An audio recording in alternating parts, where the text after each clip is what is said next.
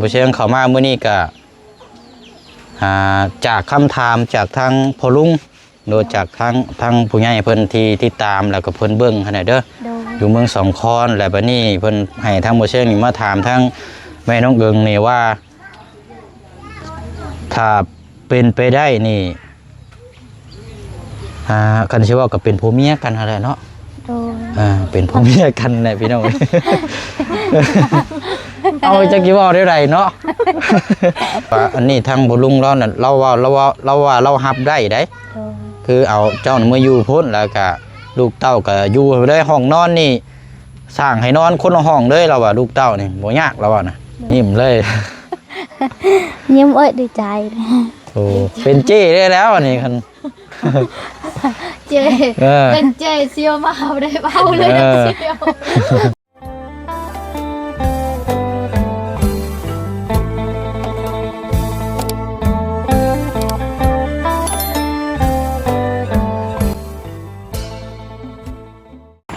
เชื่อหนักล่วงหน้าแต่ก่อนที่ว่าแข่งกันอย่าเปิดก็สลิปนิ่งกัน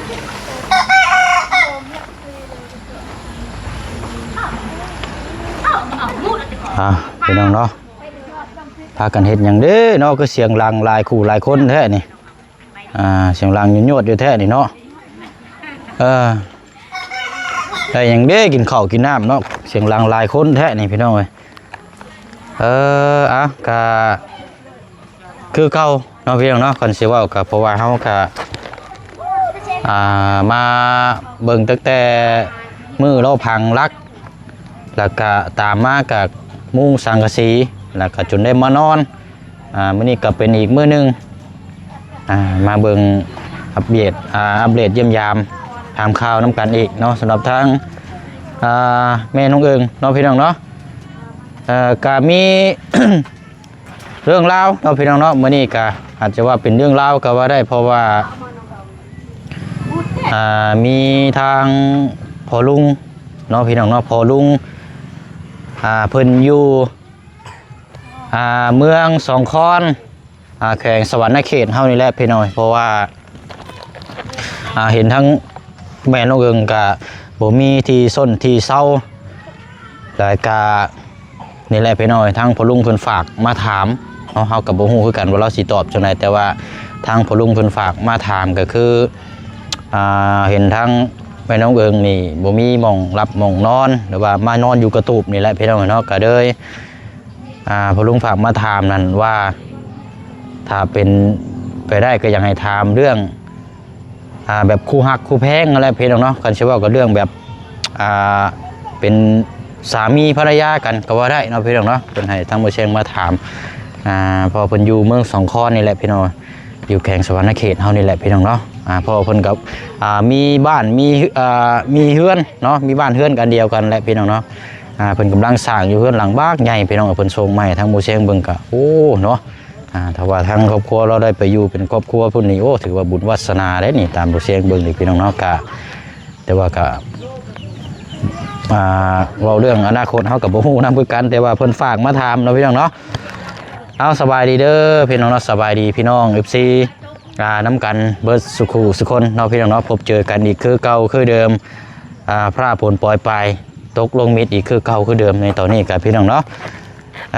พอดีทางน้องอ่อนกับเซี่ยวแล้วก็มาดินน้ำอีกคือเก่าเมื่อนี้กับพี่น้อยก็ได้แบกมาเบิ่งน้ำกัดอีกเนาะเมื่อวานนี้ก็ซื้อน้องไม้ขายสนับสนุนซอยกันไปเนาะพี่น้องเนาะก็เจ้าหับมาซอยกันไปแต่ซื้อแล้วก็แบ่งกันน้ำทางบุเชงเมื่อวานนี่ก็เอาเดี๋ยวถามเบื้องน้ำกันเนาะพี่น้องเนาะอันนี้กับทั้งพลุงเพิ่นเป็นFCเฮาFC ใส่บุญได้พี่น้องเกือบทุกช่องเลยแหละกับเพิ่นติดตามไปเกือบทุกสถานที่ได้กันเชียวกันเนาะทีมงานเฮาไปเฮ็ดอย่างในเพิ่นทำหูมาเลยแต่ว่านี่ก็คือด้วยความที่เพิ่นจังไรพี่น้องกันเชียวกันเนาะปะเดี๋ยวถามพูดคุยน้ำกันเฮาก็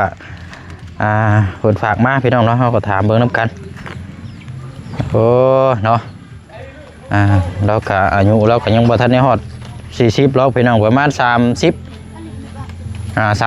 น้อยๆแล้วแต่ว่าเราได้อยู่เฮือนหรือว่าอยู่สุขสบายแน่นี่ก็โอ้หน้าตาตุ้ยพี่ได้นี่เนาะเราก็เป็นคนงามใช่ไหมน้องเอิงพี่น้องบ่แม่นว่าย่องเราได้อันนี้ก็คือว่าในอยู่ในความที่เฮายัง อันนี้อยู่เนาะ เอาสบายดีทั้งสองเสี่ยวโอ้ยเนาะเป็นนี่ได้ก็หัว ดีใจเลยน้ำเสียว เออเลยเอายิ้มแย้มในได้เนาะเห็นว่ากระไดอันนี้มาแย้มได้ดิสุกเศร้าโอ้ไรได้พี่น้อยเนาะเอาไปลิ้นเฮือนเสียวป๊อบเอาอ้าวเสียวเขาไปใส่ได้ค่ะ เออ หาเจ้าแล้วเดี๋ยวนี้ เออ เสียว เนาะเอาเซียวคืออันนี่บ่ลูกนะ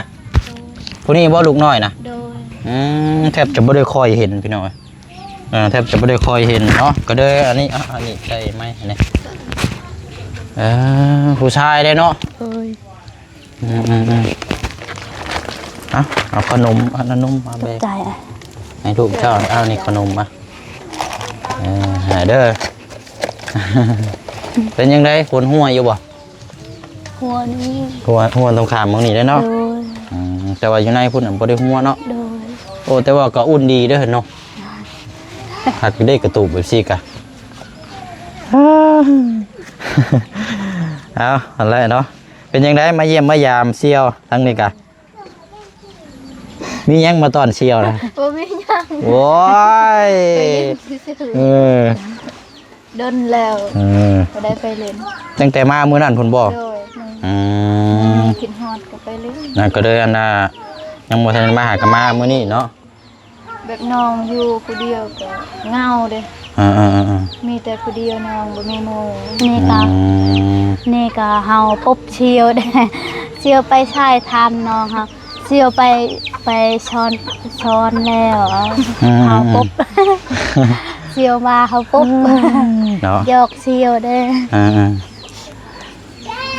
เอาพอดีแล้วสักคันว่าเซียวมาแล้วก็เดี๋ยวสิ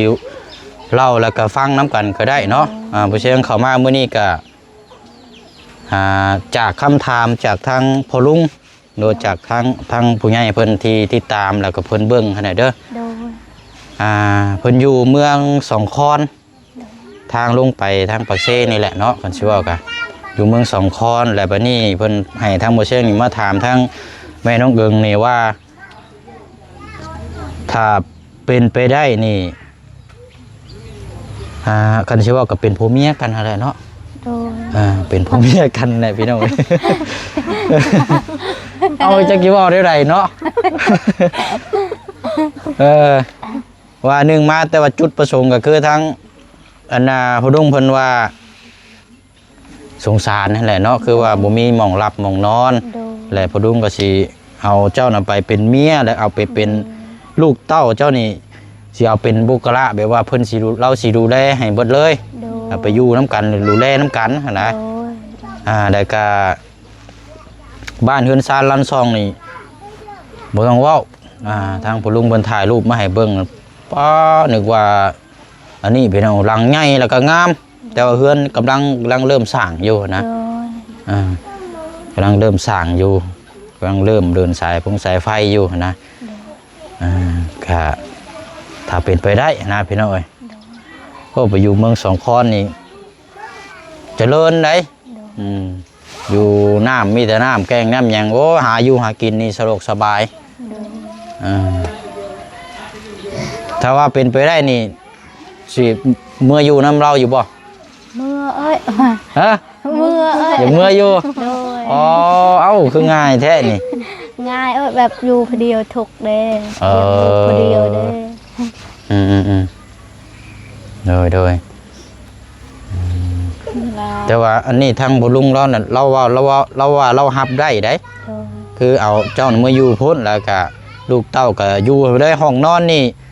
สร้างให้นอนคนละห้องเลยเราว่าลูกเต้านี่บ่ยากเราว่านะ โดย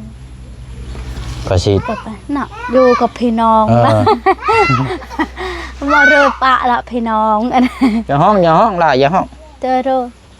ปะน้องผู้เดียวลองลาเด้ใครจะอยู่นำ บ่คันคือว่าเจ้าไปอยู่พุ่นกะ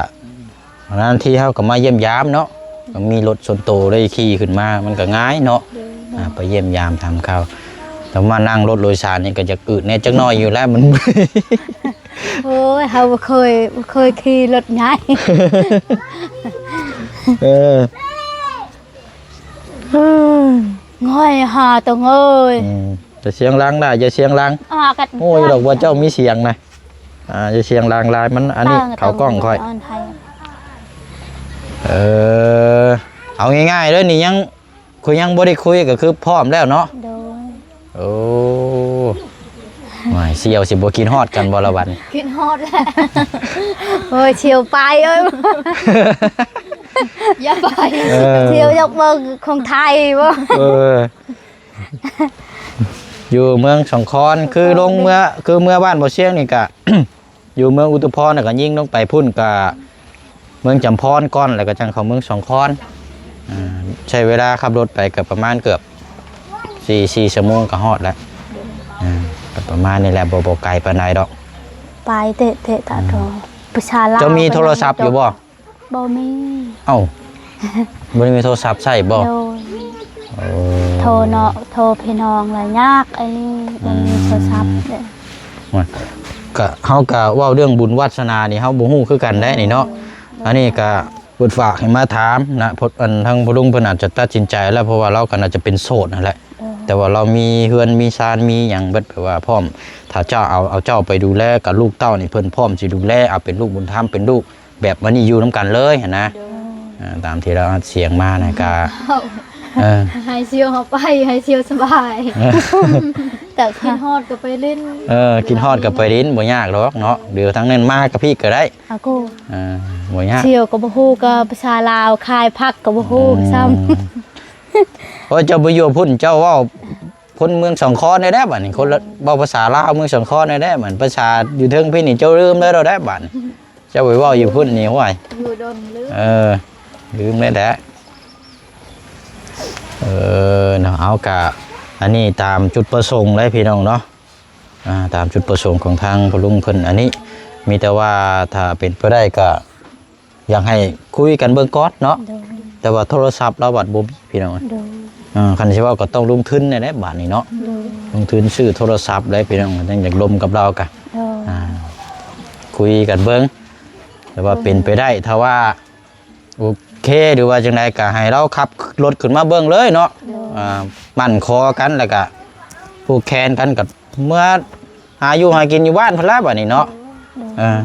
มันก็ยังง่ายได้คันว่ามีหยังพร้อมเบิดแหละมีแต่ว่าเฮาไปดูแลแล้วก็พร้อมสร้างสายอยู่พุ่นเนาะแต่ว่าตอนถ้าเฮาไปใหม่ๆนี่เฮาก็ยังบ่ฮู้สถานที่นี่ก็เฮาก็ต้องอาศัยคนที่พื้นที่แนะนำบอกเนาะอยู่หากินกันจังว่ากันได้สานี่พี่น้องโอ้ยิ้มเลยยิ้มเอ้ยดีใจโอ้เป็นเจ้ได้แล้วอันนี้คันเจเป็นเจเซียวมาเอาได้เบาเลยเซียวเบาชีวิตนี้โอ้สบายขึ้นเลยแล้วกันว่านั่นกันลืมเฮ็ดย่างเชียวเวลาซองเซียวไปเฮ็ดเวียกนำกันคนในบ้านนี่ยอกเป็นผู้เมียแหละเจ้าผู้นึงเป็นผู้นึงเป็นเมียผู้นึงเป็นผัวบ่เป็นเซียวกันจีนไปเบิ่งดินอยู่พุ่นน้องว่าเอ้าอย่าใช่ผัวเจ้าเหรอเฮาบ่มีผัวจีนถามเจ้าว่าเฮาจีนยอกจีนลาวเด็ก2คนอยู่ไสน่ะเฮ็ดอยู่พุ่นเฮ็ดไห้เฮ็ดอยู่ภูพุ่นเฮ็ดไห้เฮ็ดอยู่ภูนอนก็นอนผู้เดียวอยู่ไห้นอนอยู่ป่าเลยไผน่ะ2 คนแต่ก่อนเพิ่นบ่อ๋อเฮ็ด2เซียวแล้วใส่ให้เฮาให้เซียวเฮาอีกเฮ็ดนำกันตลอดบ่ได้ปะบ่ได้เทมเฮ็ดนำกันบัดจีนไปเบิ่งดินเด้จีนถามเฮ็ด2 คนผู้หญิงอยู่ใส่ผัวจีนถามเด้ผัวอยู่ไสบ่โดยผัวบ่ได้เฮ็ดน้ำมีแต่เฮ็ดช่องเซียวนี่เฮ็ดแต่ผู้หญิงเนาะผัวบ่ได้เฮ็ดอยู่เฮือนก็บัดมือฮอดเฮือนก็ยังผัวหายก็บ่ติผัวยังฮักแท้ผัวเด้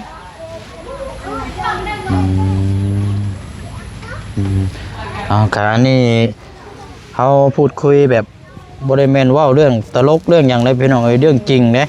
เอาเสียงมาเว้าให้ฟังนี่เพราะว่าทั้งพ่อลุงเพิ่นว่า100ดีดอกะให้เราขึ้นมาเลยเนาะขึ้นมาแล้วก็มาคุยกันเองเลยโลดละก็บ่ยากไปหน่อย เสี่ยวเฮาบ่มีโทรศัพท์ ให้ขึ้นมาหรือว่าอยากล้มกันก็ซื้อโทรศัพท์ให้เราแล้วก็คุยกันเบื้องก่อน เสี่ยวเฮามีโทรศัพท์คุย เป็นมาจังไดก็อันนี้ก็คุยกันเนาะสิฮักสิแพงหรือว่าสิเป็นคู่ครองกันจังไดก็แล้วแต่บุญวาสนาอันนี้ก็บ่เชิงก็บ่ฮู้นํแต่ว่าเฮาซื้อให้ได้เท่าที่เฮาซื้อในน้ำเนาะเพราะทุกคนก็อยากให้ได้ดีเบิดนั่นแหละพี่น้องทุกคนก็อยากได้ดีเบิดนั่นแหละนี่ก็ได้ผัวฝรั่งนี่ก็รวยเนาะบางคนก็เอาผัวฝรั่งนี่ค่อยรวยได้แต่ว่ามันก็มีบางคนว่าได้ผัวฝรั่งได้ผัวจนก็กลับมากับทุกข์คือเก่าบางคนก็มันก็แล้วแต่บุญวาสนาแล้วแต่คนโชคเนาะคือผัวเฮาล่ะคือกันแต่เก่านี่ก็บ่ได้เป็นกับแบบนี้มาวัฒนาเฮานี่ที่เก่ายังแต่เป็นบ่าวเฮ็ดเวียกตลอดไปเอาแหงตลอดเลยเอาแหงเฮาตลอดเลยเป็นบ่าวเด้มาวัฒนาเฮานี้ฟังเบิ่งเนาะบางเทื่อบุญวาสนาอาจจะพักชีวิตเปลี่ยนเป็นผ่ามือกลายเป็นหลังมือก็ได้เนาะมันก็บ่มีหยังแน่นอนพี่น้องคนเฮาแบบคือเฮาซื้อเลขนั่นแหละกันสิว่ากันเฮาซื้อเฮาก็ต้องหวังอยู่แล้วว่าเฮาต้องถูกคือเฮาก็เฮาก็อยากได้อยู่แล้วไปกับเซียวนี่ไป2เซียวอาจารย์เว้าเซียวนี่เจ้าแม่เอาเจ้าซื้องูนี่เนาะเฮาซื้อ1,000นึงจะแบบซื้อแมงพังแล้วคือกันอาจารย์เว้าเฮาพังเฮายินพอเดียวเฮานี่ก็ยิ้มตลอดมันหยังเชียวเจ้าชื่อพังเฮายินเฮาเว้าอาจารย์เว้าเบิ่งอยู่ใส่เด้คนเด้แต่ไล่แบนี่เบิ่งต่อมันตอดตลอดเนี่ยแบบนี้เราเว้าเฮายินย่าบอกย่าบอกเฮายินบอกให้ซื้อเลยเป็นน้องแต่เฮาซื้อ3,000บ่ได้เงินง่ายก็ได้ซื้อเที่ยวยิ้มตลอดเซียวเฮาถูกเลข2แสนเซียวให้เฮา20,000โอ้ให้อาจารย์แสนนึงอาจารย์บ่ได้เอาละให้เฮาได้ถูกแล้วมานำอาจารย์นั่นอาจารย์บอกอีนี่บ่ได้ถูกบ่เซียวเฮานี่ถูกเอาไปอยู่เดียวกันไปเดียวกันไปนำกันเด้อยู่ก็อยู่นำกันแบบนี้แหละเอาอะไรเนาะก็จังว่ากันพี่น้อยเพราะว่าหนึ่งมานี่ก็อายุนี่ก็ยังประมาณ30บ่เจ้าฮอดบ่ซ้ำกันบ่กับเจ้าน้องวอนคือกันฮอดบ่33ฮอดอายุเท่าไรแน่เดี๋ยวนี้เอ้าจำอายุได้บ่ก็บ่จำเต้ไปเติมที่50โอ้ย50จำนี่เจ้าก็เฮ็ดเวียกบ่ได้แล้วเอาแต่50อันนั้นไป30ได้บ่ได้แตกต่างกันเอาผัวอายุ12ปีแล้วอันนี้ก็ได้เนาะประมาณก็สิประมาณ30นี่แหละเบิ่งนี่30 31 32นี่บ่จักเนาะแต่ว่าผู้หญิงนี่ก็ถ้าเลี้ยงลูกนี่ก็สิลำบากและขนาดตานี่สิเฒ่าไว้เนาะบ่คือผู้ชายได้บ่แบบเฮ็ดเวียกตลอดได้พักได้พอเวียกอดเมื่อยก็ข้าวก็เมื่อก็บ่ได้กินเลยข้าว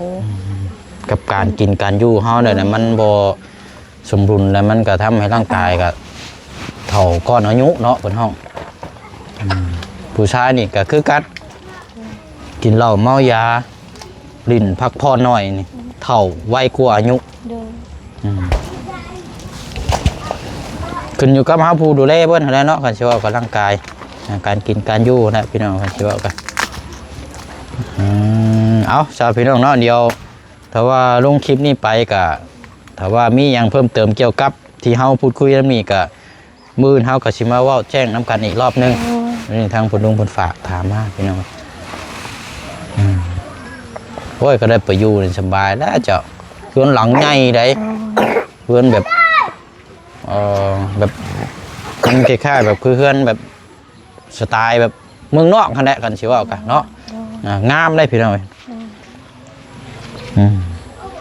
จังว่ากันอันนี้ก็อยู่แถวพุ่นนั่นมันก็หากินหาหยังก็สบาย ยิ้มตลอดเลย เสียยิ้มตลอดเลย โดย สิบ่ได้แม่นเป็นไผอยู่เมืองสองคอนนี่เราบ่จักอันนี้เนาะ เอ้ายิ้มเนาะแต่ว่าออกมานี่ยิ้มตลอดเลย โอ้ ดีใจ ดีใจ บางคนนี่เฮาเว้าจังซี่นี่บ่อยากเว้านำได้บางคนก็แบบว่า แบบนี้ก็ ฟังเบิ่งก่อนได้คันซี่ได้เนาะนี่แบบยิ้มแบบเบิกบานแบบก็เปิดโอกาสให้ตัวเองนะเนาะ เคยถกแบบนี้ก็ไปเจอคนดี ไม่เนาะเจอคนดีแน่ก็โอ้ยชีวิตเรานี่ ตลอดเปลี่ ยนผิดพันนี่สบายได้แล้วพี่น้องเอ้ย อยู่เพื่อก็ ยิ้มก็ยิ้มตลอด เข็ดโดยแต่เก่าในเข็ดกระทุกอลีเด้อทุกเลี้ยงลูก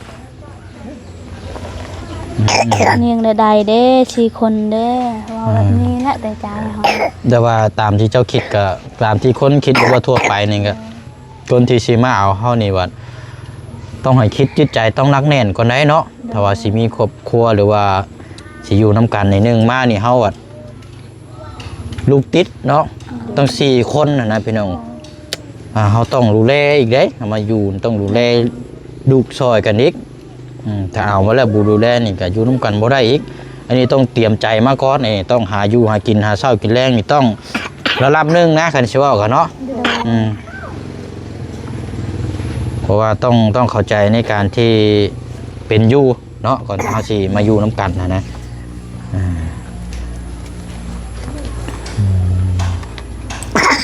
นั่นแหละเนาะโดยโมโดว่าบังเฮาก็พอเดียวเลี้ยงก็บ่ได้เจ้าก็เนี่ย4คนกันลูกนี่ก็อยากกินขนมลูกนี่ก็กินขนมคือกันแบบนี้นะ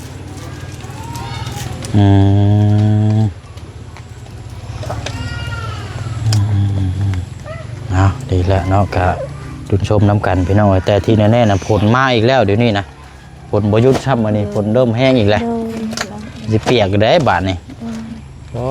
ยเนาะมื้อนี้บ่ได้ไปหาหน่อไม้มื้อนี้เนาะไปขายแล้วขายแล้วโดยหน่อไม้ไผ่ได้หน่อไม้ไผ่เมื่อวานนี่หน่อไม้ไล่เมื่อวานนี่เนาะโดยบ่เสียงที่ซอยแล้วยุงก็เริ่มมาได้นี่เป็นจังไดเนาะไฟพื้นไฟฟ้าเฮาพี่น้องอัปโหลดคลิปก็ฮอดบ่ได้ซักหน่อยเดียว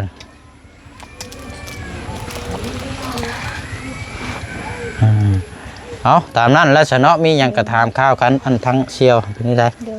ถามกันแล้วบ่ว่ากันสบายนี่เนาะมีแต่ว่าจะได้ไปเวียกต่ออีกก่อนได้บัดนี้เด้อแล้วมีแต่ขนมมาแล้วแบ่งกันเด้ออันแม่น้องเอิงเด้อโอ้ยเนาะถ้าเราได้ผัวรวยหรือว่าเป็นคนดีๆเนี่ยนี่ป้าเป็นเอาเลยดีใจน้ำชุดแล้วเราก็ชีวิตเดินนี่สิดีขึ้นลาแล้ว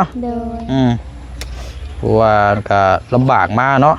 ที่ว่าก็เลี้ยงลูกแล้วก็เลี้ยงลูกเลี้ยงผัวกันพี่น้องจนได้มีพ้นออกมาแบบ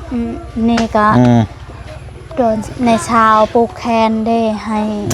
ไปให้อยู่ดีมีแห้งเจอในชาวให้แบบเจ้าอันเดแคนออกมาอยู่หา2เบิ่งเดมาสิบ่อนเจ้าได้เดออกมาเบิ่งเดออกมาสิเบิ่งพี่น้องเอ้ยจักอยู่ดีไม่แห้งจักปัวจักใดอันผายผูกแคนติ่มอยู่อ่ะในชาวเฮาก็ให้เฮาให้นำกับเฮานี่กระทุกปวดกันลำบากกันคนเฮาอยู่ดีมีแห้งคือว่าในบนปวดอยากผูกแขนหรอกเนาะอันนี้ก็ผูกแขนเพื่ออยากให้สบายเนาะกายทั้งใจสบายใจแบบอยู่กับในชาวปลูกให้แขนให้สบายให้อยู่ดีมีแห้งเด้อย่าเข็ดลายอย่าเข็ดทุกแบบนี้นะอย่าให้แบบคือเฮานี่ให้ตลอดผูกแขนก็ให้ตลอดเนาะ เนาะ เอาสาวโอเคเด้อเสยเด้อ มีแต่ว่าตามนั่นแหละพี่น้องถ้าว่าทางพลุงเพิ่นอยากคุยก็มีแต่ว่าซื้อโทรศัพท์มาให้เราแล้วก็คุยแล้วก็โทรกันบ้านนี้เนาะเป็นมาจังไดก็จังว่ากันถ้าว่าเพิ่นบ่เว้านั่นได้บ่เชียงก็ซื้อให้ได้แต่สามีปกตินี่บ่เชียงจะบ่อันนี้เลยได้เรื่องแบบนี้นี่แต่ว่านี่อย่างมาเล่าแล้วก็พบ คุยกันเด้อ เนาะ โดย ป้าศาลาก่อนเฮาซะเด้อโดยเอาวันนี้ก็นี่แหละพี่น้องเรื่องเล่ามาพูดมาคุยกันมาถามเราแล้วก็โอเคพี่น้องเนาะพร้อมที่จะไปอยู่น้ำขอแต่ว่าดูแลให้เนาะดูแลเฮาดีๆเบิ่งแยงหักแพงกันไปวันนี้ก็สิได้ขอจบคลิปล่ำลาอีกคือเก่าคือเดิมเด้อพี่น้องเนาะพาฝนตกปล่อยปลายลงมาปกแปกพี่น้องเนาะผู้กระตูมหน่อยแล้วพูดดีๆพี่น้องเอ้ยไปขนาดเนาะมีแต่ว่าก็กันในคลิปหน้าคลิปนี้ดำๆได้ด้วยน้ำกันเบิร์ดสุขูสุคนเนาะสบายดีได้เพียงเด้อเนาะเบิร์ดสุขูสุคนเนาะเอาดุนสมบูรณ์น้ำกันอีกต่อไป